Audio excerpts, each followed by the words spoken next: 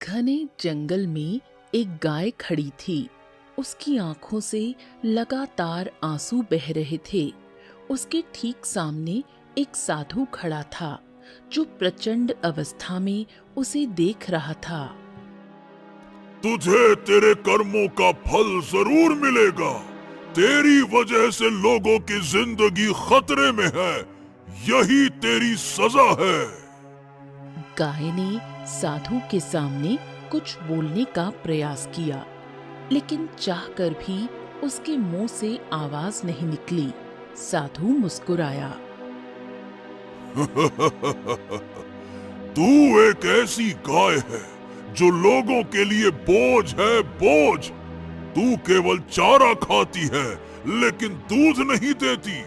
दफा हो जा मेरी नजरों के सामने और जंगल में ऐसे ही भटकती रहे। तूने लोगों के लिए जो मुसीबत खड़ी की है, अब तुझे उसे अपने नसीब से टकराना होगा। इतना कहकर साधु ने चारों ओर विचित्र बीज बिखेर दिए। साधु ने उनमें से कुछ बीज उठाए और मंत्र पढ़ा। अगले ही पल वो तरंग बनकर गाय के शरीर में प्रवेश कर गए।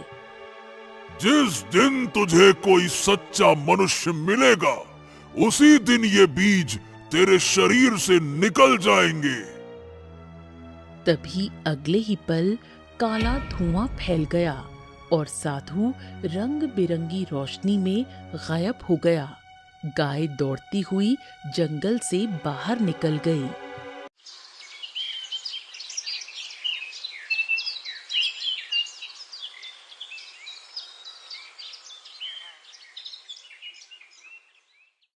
चंदन नगर गांव में अशोक और आदित्य नाम के दो सगे भाई रहते थे। उनके पिता रामलाल काफी समय से बीमार चल रहे थे। एक दिन रामलाल अपनी गाय को चारा खिला रहा था कि तभी रामलाल के बड़े बेटे अशोक की पत्नी बिंदिया वहां आई। ससुर जी, आखिर आप इस गाय को किसी कसाई को क्यों नहीं बेच देते? वैसे भी ये किसी काम की नहीं है। दूसरे गांव के लोगों की गाय तो दूध देती है, लेकिन हमारी गाय तो सिर्फ चारा खाती है और धन बर्बाद करवाती है। जब से मेरी शादी हुई है, मैंने इसे एक बार भी दूध देते नहीं देखा।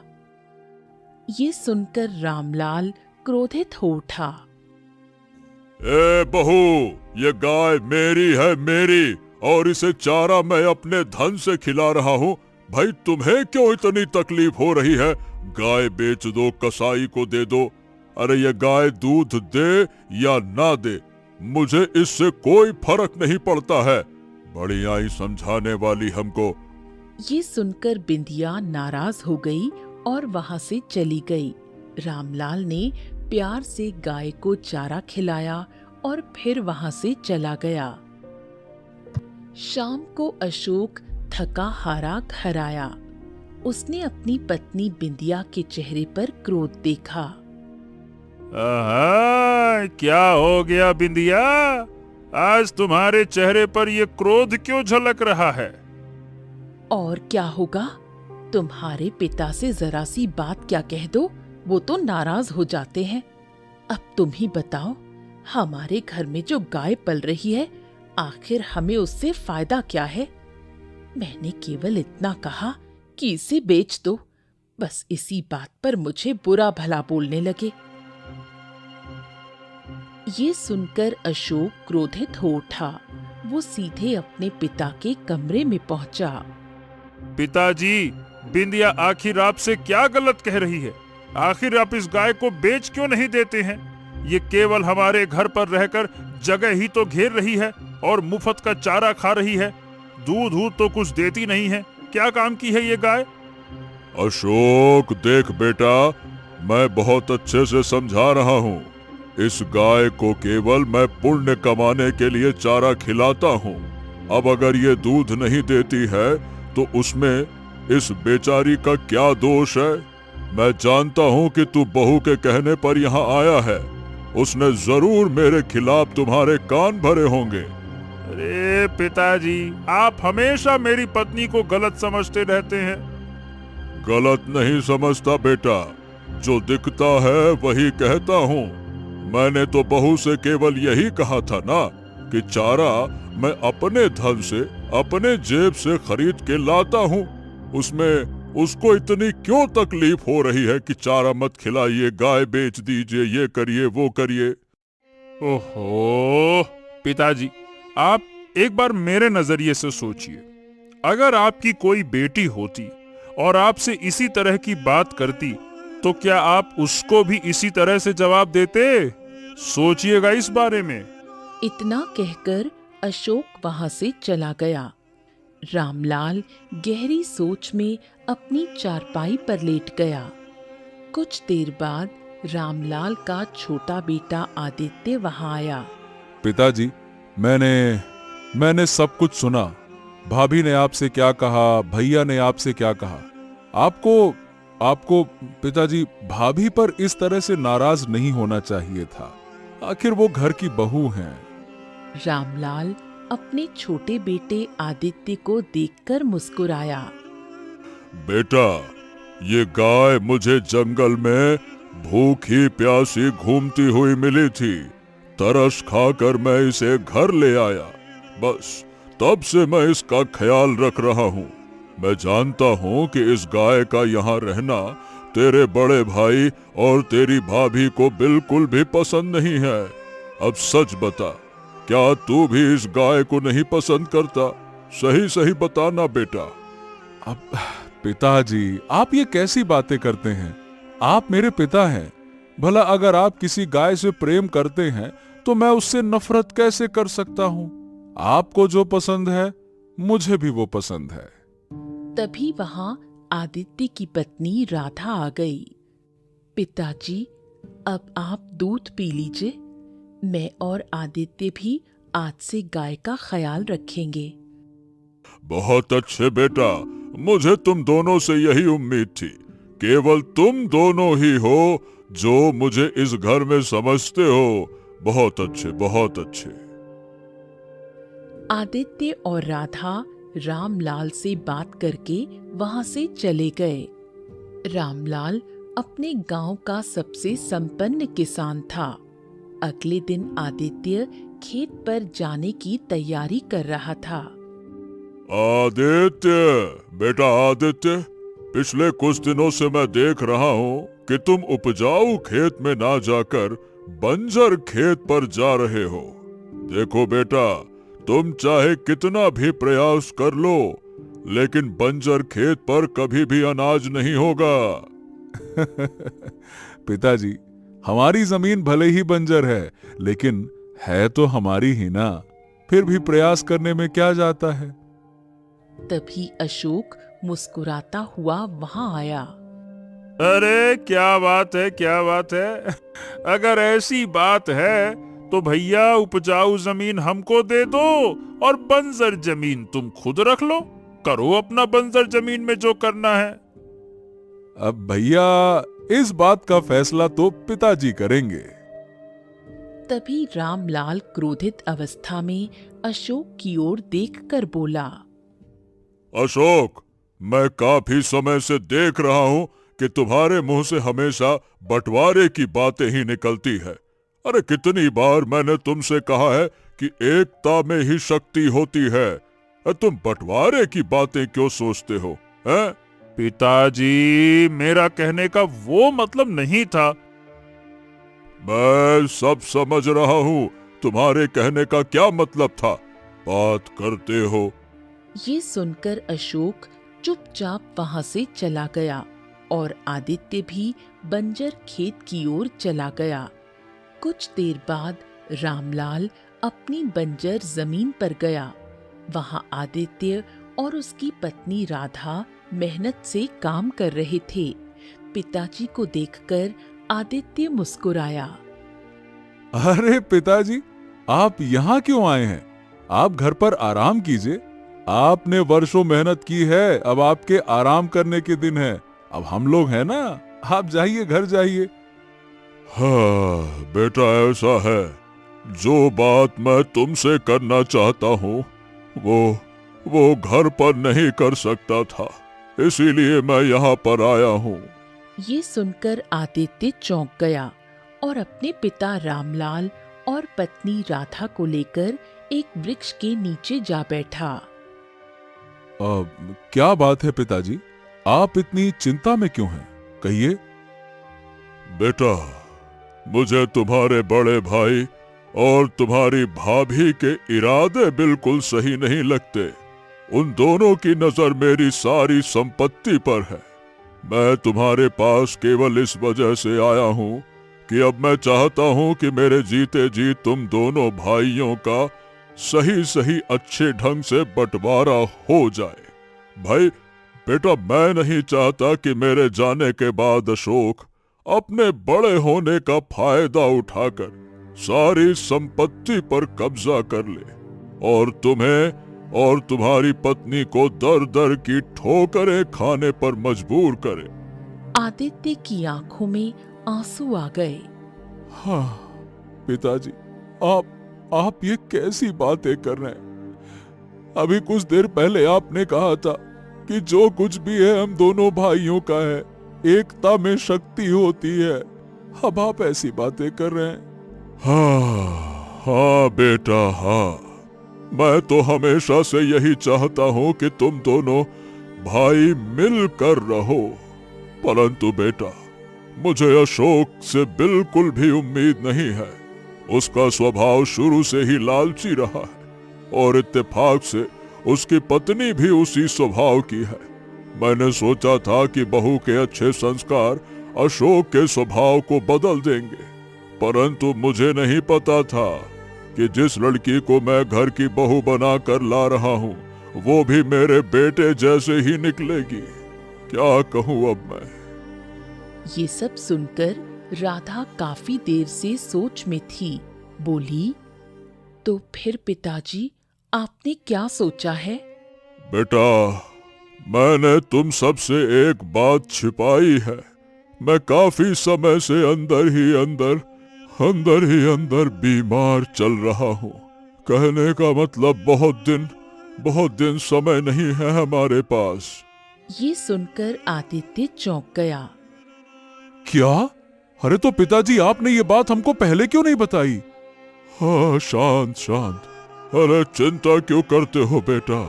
अरे मुझको जो बीमारी है वो बुढ़ापे की बीमारी है और बुढ़ापा आना तो जीवन का नियम है बेटा। कल मैं अपनी सारी संपत्ति का बंटवारा गांव के मुखिया की मौजूदगी में कर दूंगा। बस मेरी तुमसे एक यही इच्छा है। देखो, मैं जानता हूं कि बंटवारे के दौरान उस गाय को अशोक कभी लेने को तैयार नहीं होगा। मैं चाहता हूं कि मेरे जाने के बाद तुम उस गाय को कभी मत छोड़ना। वो बेचारी दूध नहीं देती, इसीलिए कोई भी उसे सम्मान नहीं देता। मेरे जाने के बाद वो अकेली पड़ जाएगी। तुम उसे कभी अकेलेपन का एहसास मत होने देना बेटा। वो मेरे दिल के बहुत करीब है। आप ये कैसी बातें करते हैं पिताजी? ऐसी बातें मत कहिए। अभी आप 100 साल और जिएंगे और उस गाय की तो आप बिल्कुल भी चिंता मत कीजिए। मैं उसे बिल्कुल रानी माँ बना कर रखूंगा। मैं खुद भूखा रहना पसंद करूंगा, लेकिन उसे कभी भूखा नहीं रहने दूंगा। आप चिंता मत करिए। रामलाल की आंखों में आंसू आ गए और वो वहां से चला गया।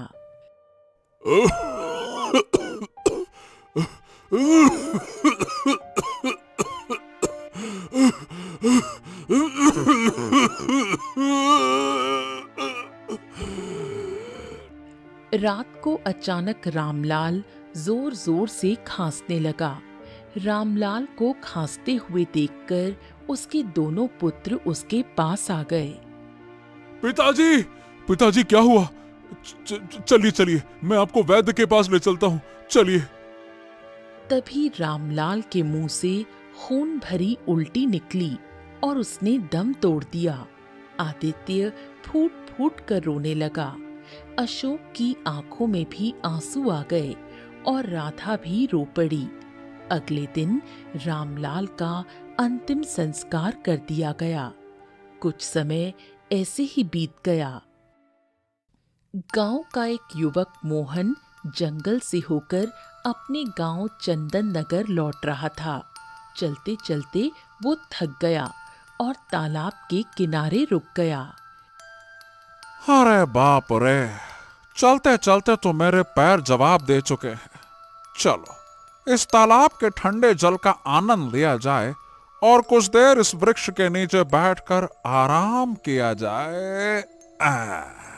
इतना कहकर मोहन ने तालाब का पानी पिया और वृक्ष के नीचे बैठ गया।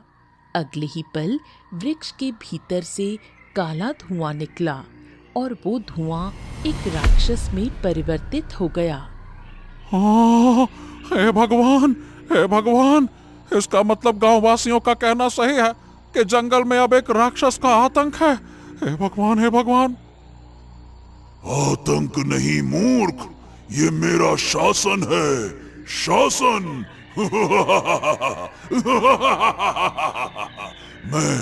मैं अपने जंगल में किसी भी मनुष्य का आना पसंद नहीं करता। इतना कहकर राक्षस ने मोहन को पकड़ लिया और उसे मार डाला। उसकी लाश गांव की सीमा पर फेंक दी और वो गायब हो गया।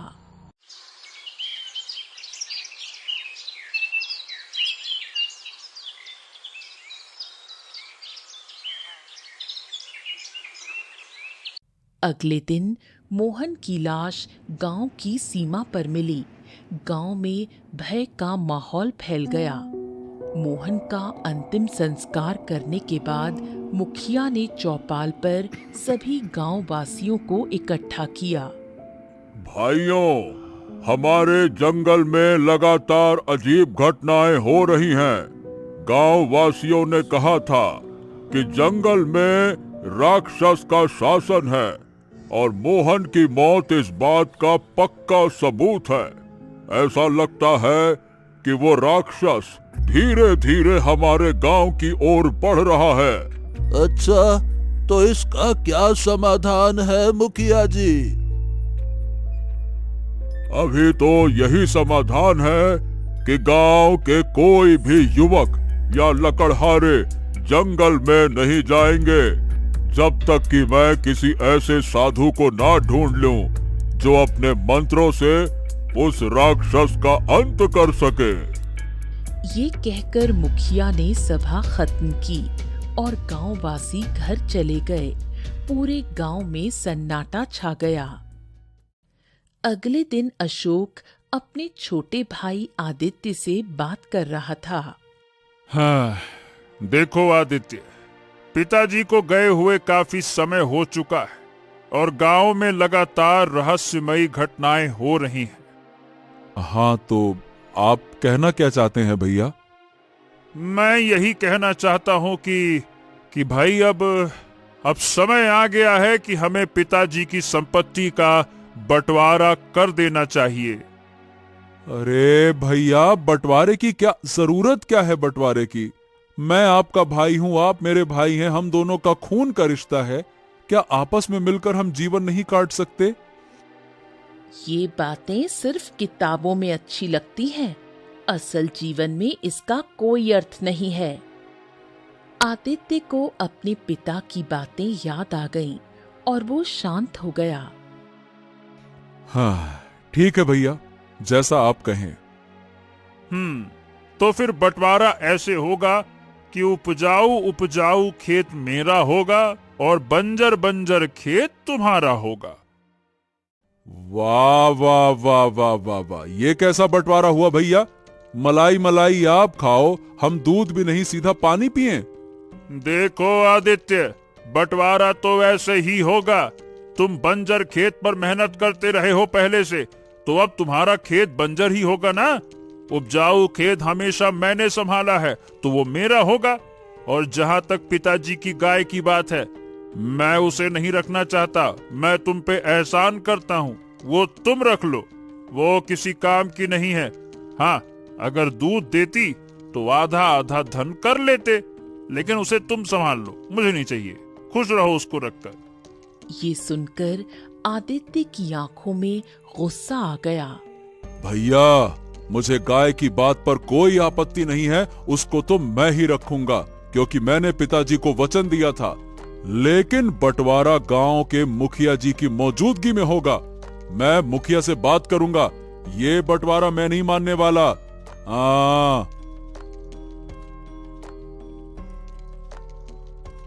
अगर ये मुखिया के पास चला गया तो हमारी बदनामी हो जाएगी। गांव वाले कहेंगे कि बड़े भाई ने उपजाऊ खेत अपने नाम कर लिया। यही तो मौका है बिंदिया। गांव वाले अभी डर में हैं। मुखिया का ध्यान राक्षस पर है। वो अभी हमारी बात नहीं सुनेगा और काम हमारा यूं यूं यूं यूं हो जाएगा। तुम तो वाकई बहुत चतुर हो। आदित्य मुखिया के पास पहुंचा और पूरी घटना बताई। मुखिया जी, अब आप मेरे घर चलकर मेरे बड़े भाई को समझाइए और सही बंटवारा कराइए। अगर बंजर खेत ही मेरे हिस्से में आया तो मैं और मेरी पत्नी कैसे जिएंगे, कैसे खाएंगे? हाँ आदित्य, देखो भाई, मैं तुम्हारी मदद तो करना चाहता हूँ, लेकिन अभी नहीं। गांव में इससे भी बड़ी मुसीबत है। कई लोग राक्षस के हाथों मारे जा चुके हैं। पहले मैं उस संकट से निपटूं, फिर तुम्हारे घर का मामला देखूंगा। आदित्य उदास होकर वहां से लौट आया। आदित्य घर लौटा। उसकी पत्नी राधा उसकी प्रतीक्षा कर रही थी।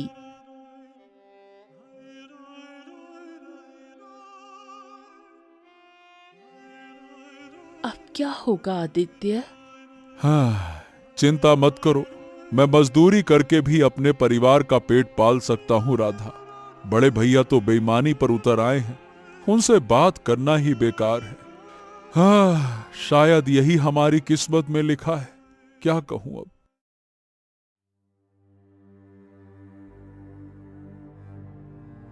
इसके बाद आदित्य छोटी मोटी मजदूरी करने लगा और कठिन परिश्रम से धन कमाकर घर लाने लगा। वो अपनी पत्नी राधा के साथ संघर्षपूर्ण जीवन जीता रहा और पिता की गाय का हमेशा बहुत ख्याल रखता रहा। एक दिन आदित्य घर पर आया था और वो उदास था।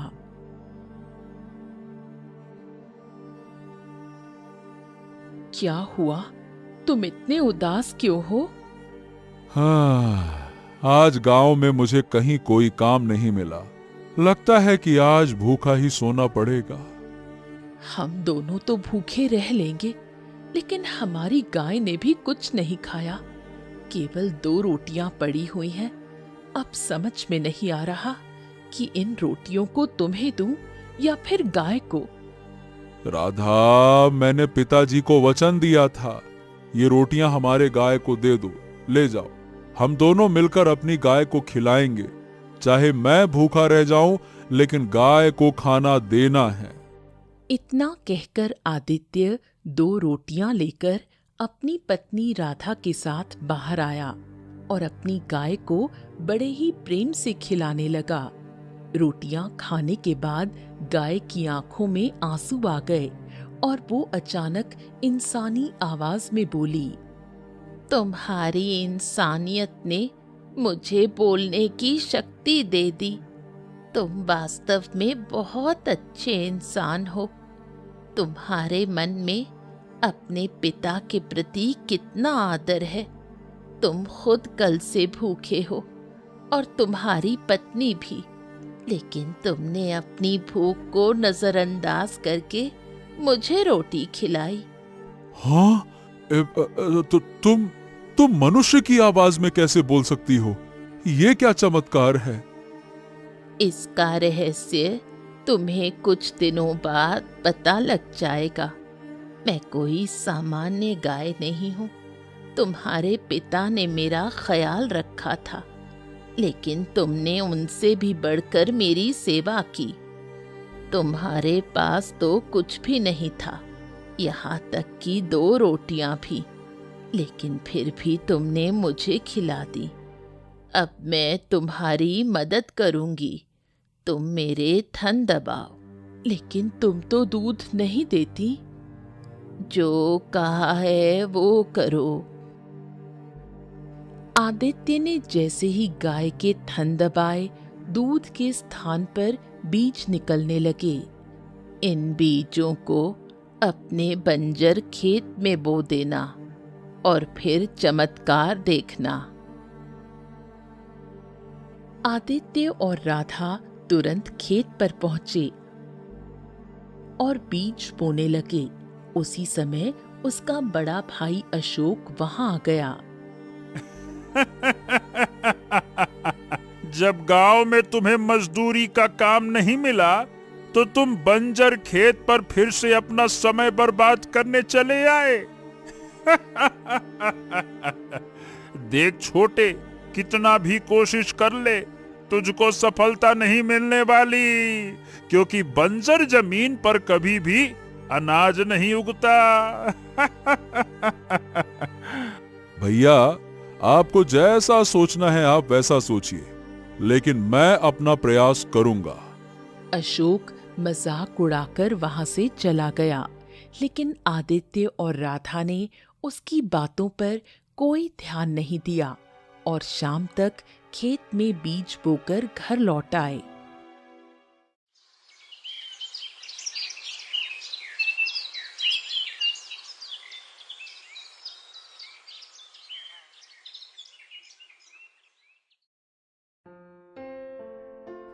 अगली सुबह आदित्य और राधा जब खेत पर पहुंचे तो वो दृश्य देखकर चौंक गए।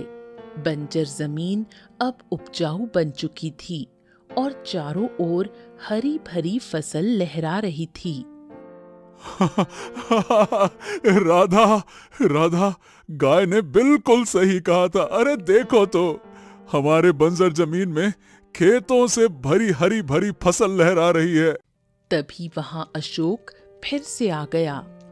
अरे बाबा, ये कैसे संभव हुआ? क्यों रे आदित्य, कल तक तो ये खेत बंजर था, रातों रात इसमें फसल कैसे उग सकती है रे? क्या किया है तूने? भैया, जब भगवान मदद करता है तो सब संभव होता है, और ये बात आपकी समझ में नहीं आएगी।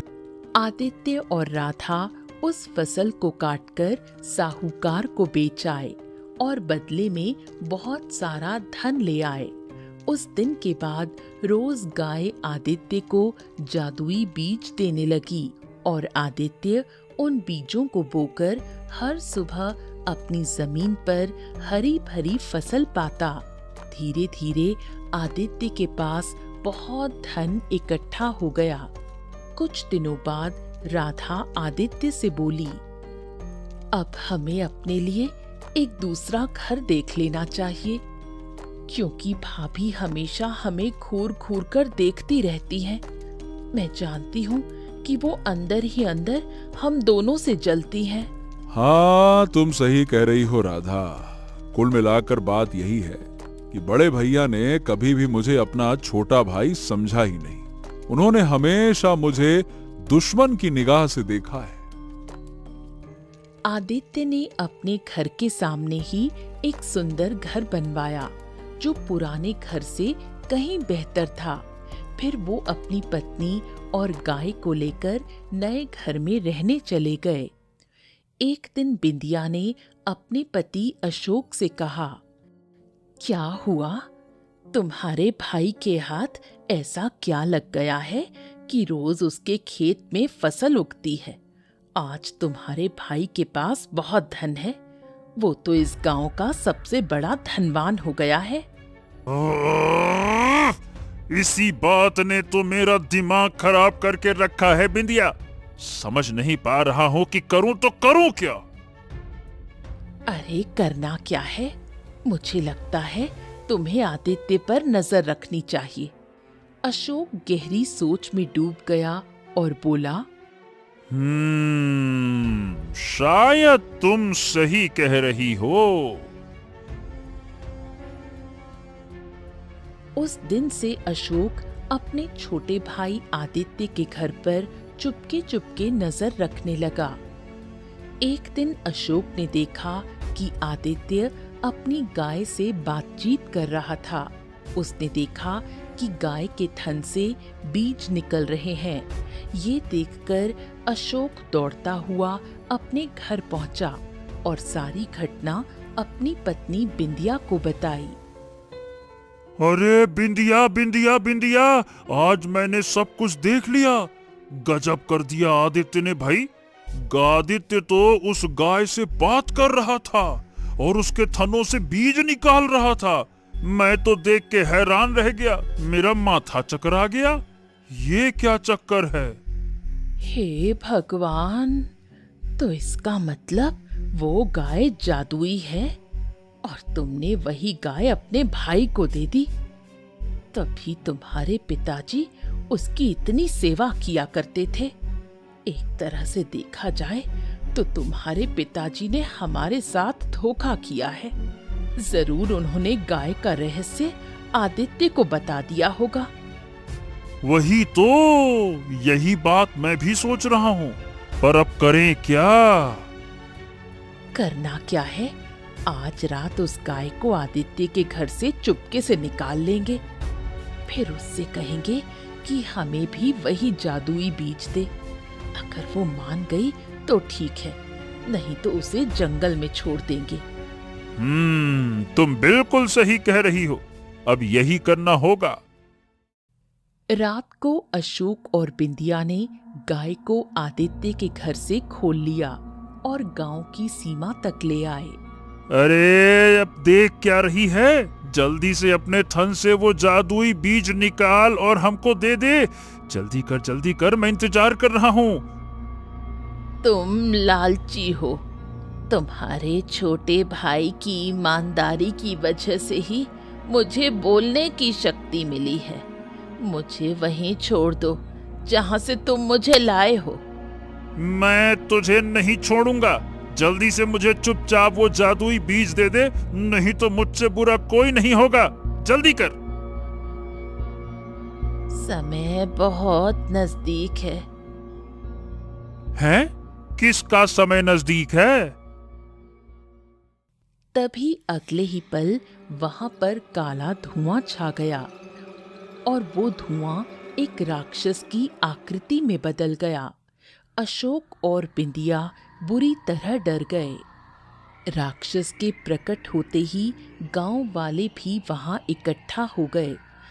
आदित्य और उसकी पत्नी राधा भी विचित्र शोर सुनकर वहां पहुंचे। आदित्य ने राक्षस को देखा और चौंक गया। उसकी नजर अपने भाई अशोक पर पड़ी, जो गाय को पकड़े खड़ा था। राधा सब समझ गई। आदित्य, लगता है तुम्हारा बड़ा भाई इस गाय को चुराने का प्रयास कर रहा था। अशोक ने ये सुना तो वो अपनी पत्नी बिंदिया के साथ आदित्य के पास आकर गिड़गिड़ाने लगा। भाई भाई भाई, मुझे माफ कर दो। मुझे गाय के रहस्य का पता चल गया था। मेरे मन में लालच आ गया और मैंने गाय को तुम्हारे घर से चुरा लिया। तभी ये काला धुआं उठकर राक्षस के रूप में यहाँ प्रकट हो गया।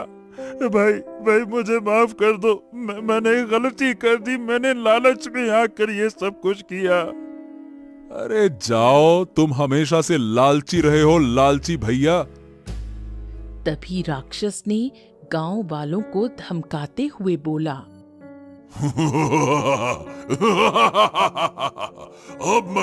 अब मैं तुम सबको मार दूंगा।